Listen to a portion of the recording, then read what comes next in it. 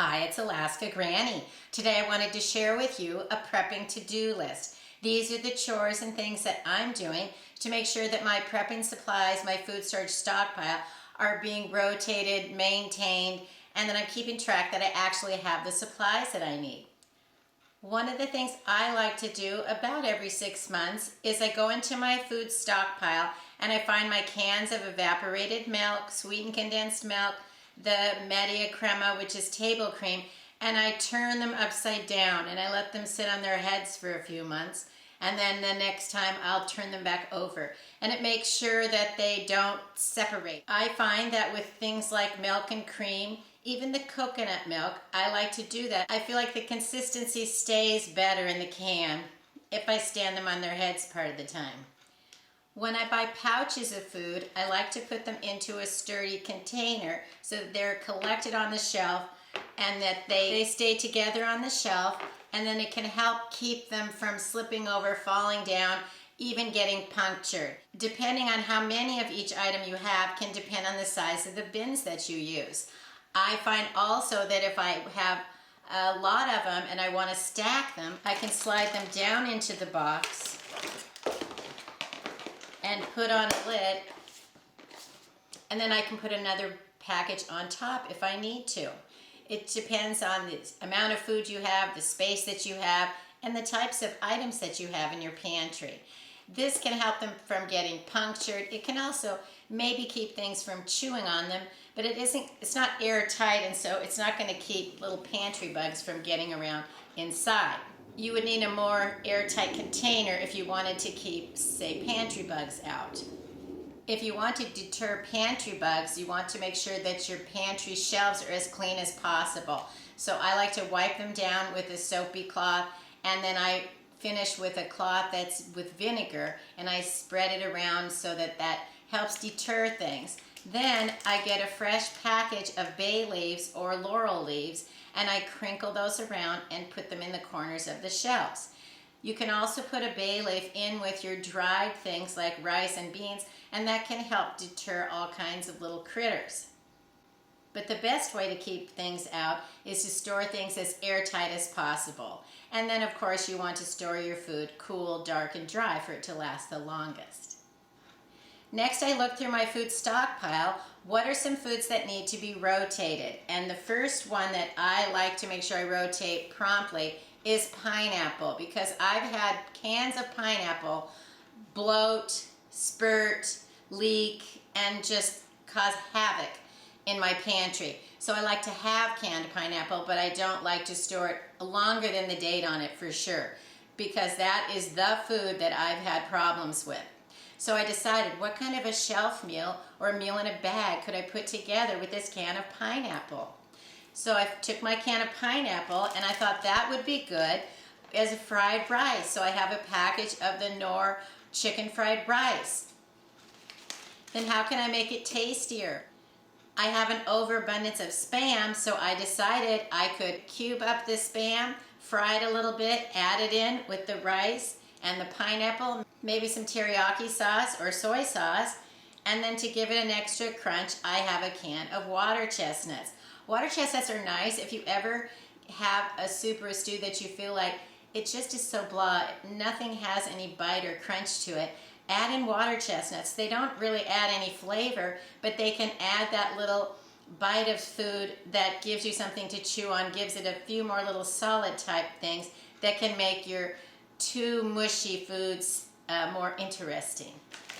So I can get out a Ziploc bag and load up these foods into the bag.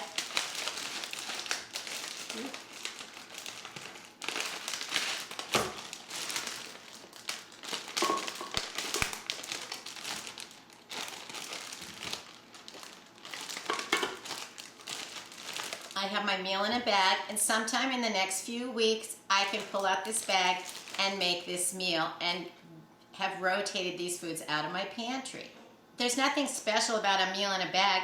It's just some of the ingredients out of your pantry, and if you look in there you could probably find 3 or 4 items that you want to rotate, that you could put them in a bag together and turn them into a meal.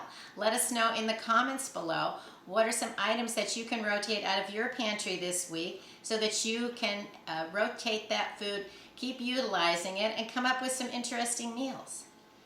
Next, I was inspecting my long-term food storage stockpile, which I like to buy cans of number 10 size cans of foods from either the LDS or the Mormon Church. You can order from their online site, or I buy things from Augason Farms. And I can buy the things from Augason Farms at the Walmart here in Alaska, or you can order them from Walmart online or even from Amazon. And so one of the items that I have on hand is a granola, and I like to eat yogurt with granola on it and fresh berries if I have them.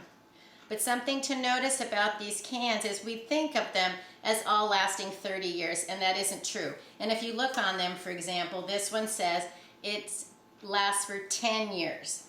Well, if you look on the bottom of the can, it tells you what year this was canned or packaged. And some of the newer ones also then tell you on the bottom the date that it should be used by, but the older ones don't. But this can of granola, which is for 10 years, was packaged in 2015. Well, this is the end of 2026, so this is 11 years old.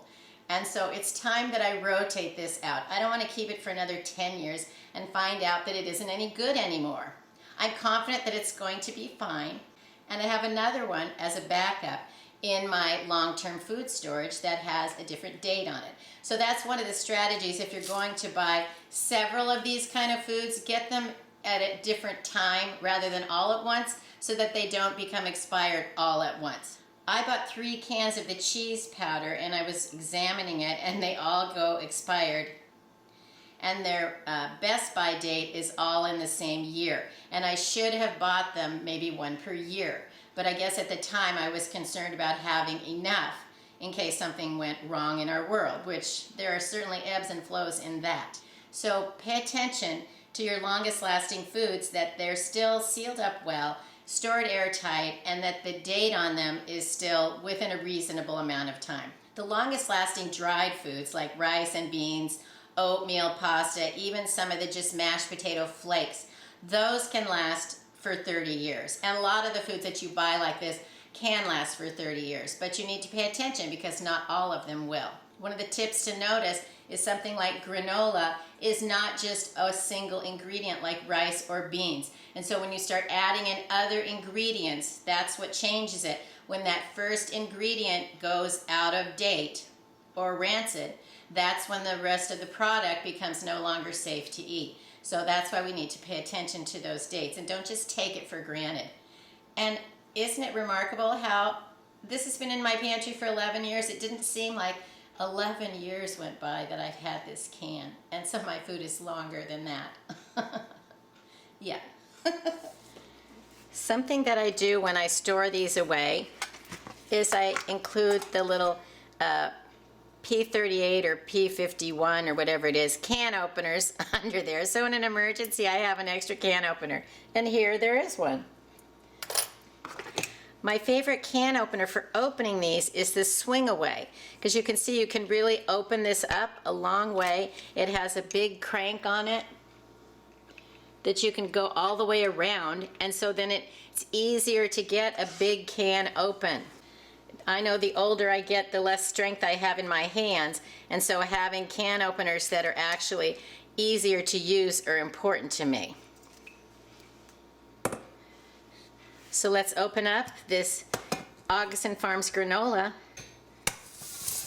Did you hear that? Psst. Still, it was vacuum sealed properly.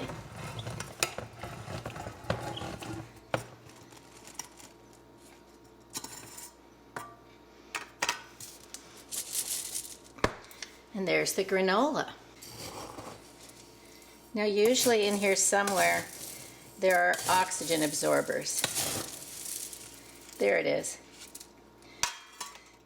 So make sure that you find the oxygen absorber and you discard it. You can't reuse them and you never want to eat them, so you want to take it out and throw it away, because once they have sealed the can, they're not going to do anything anymore. It all looks good. You can even see some of the little seeds and things that are in it's super nutty granola. It has oats, cane sugar, vegetable oil, molasses, coconut, almonds, sesame seeds, sunflower seeds, cashews, walnuts. It's got all kinds of things in them. I can see the sunflower seeds, I think it is. But most of it just looks like oats, doesn't it? Yeah, there's a walnut. You can see that it does have different ingredients. So, yeah, it still looks good. Smells fine.